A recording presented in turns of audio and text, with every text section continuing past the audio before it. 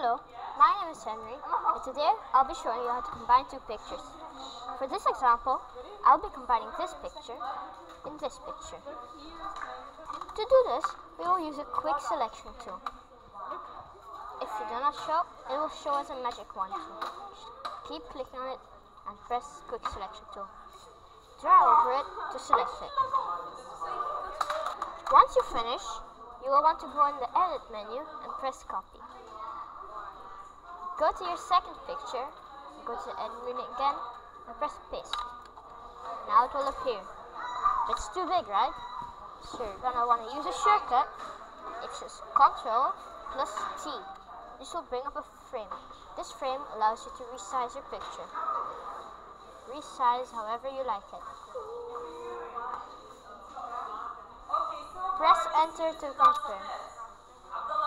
This is how to do it. Thank you for watching.